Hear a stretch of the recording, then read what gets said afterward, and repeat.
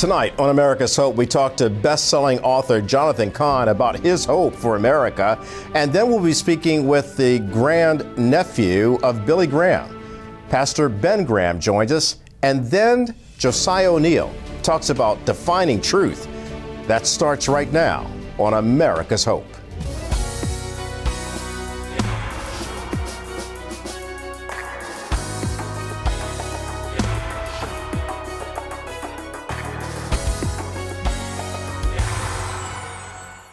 Good evening, I'm Kelly Wright. Thank you for joining us this hour. This is America's Hope, and as I always say, I do hope that wherever you are, that you are safe and well taking care of yourself and your family because you matter. You know, something that matters in America is truth. Many people are now trying to define truth. Is it absolute? Is it variant? Is it your truth, my truth, and no one knows my story because they don't know my struggle, therefore they can't possibly know my truth? Well, tonight we'll talk to Josiah O'Neill about defining truth. And also we're going to be talking to the best-selling author Jonathan Cahn, who has actually mesmerized people with incredible stories about prophecy. He'll be here tonight to talk about his hope for America and the world.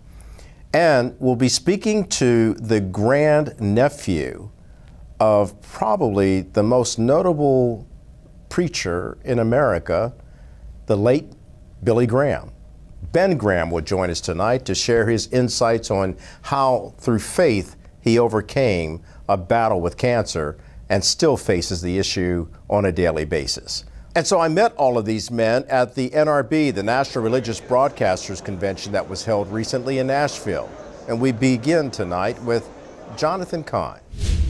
This is his latest book, the Josiah Manifesto, and it is quite a book. I recommend that you get this. This is his latest one.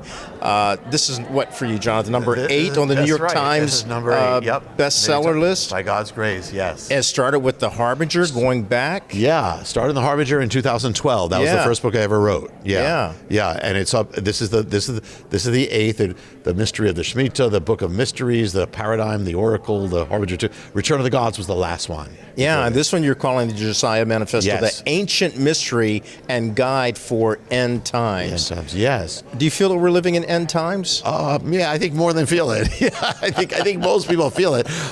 Yeah, I mean, first of all, listen, I was an atheist originally, and I mean before I knew the Lord, and what totally turned me was seeing end time prophecy, Israel being back. That had to be basic.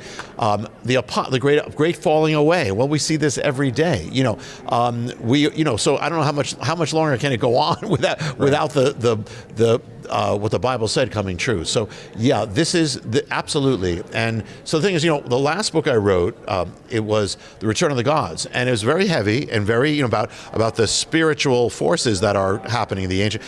But, the day I finished it, the Lord said, okay, now you have to give an answer.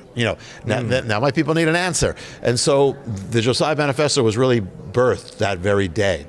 So the thing is that it is the revealing of mysteries, which I always do, but then it gives an answer. And the thing is that the mysteries being, what if there was an ancient mystery that foretells the exact shakings that we have all been going through. I mean, from COVID to the Summer of Rage to where we are now.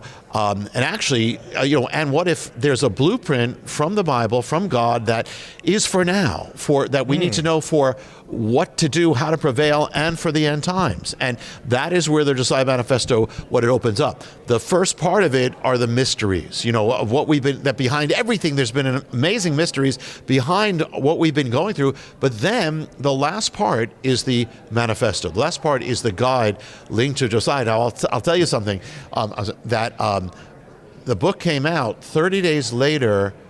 What happened in Israel happened. I mean, the invasion of Israel. October 7th. Yeah.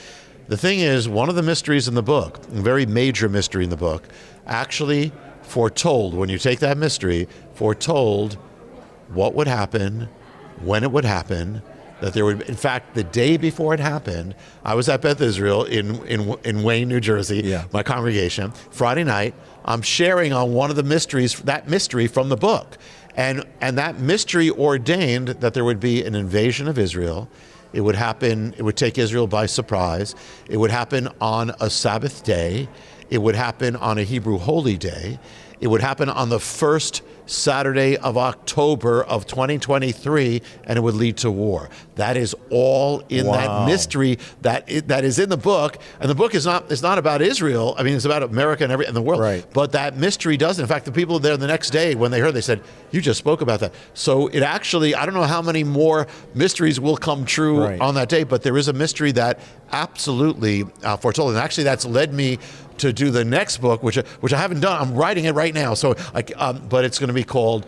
They just announced it today. The Dragon's Prophecy. Wow. And so this is all linked together. But yeah. Linked together, and going back to Josiah, and many people may not understand who Josiah was, a young king over Israel. And he was 8 years old when he became king. 8 years old. Yeah.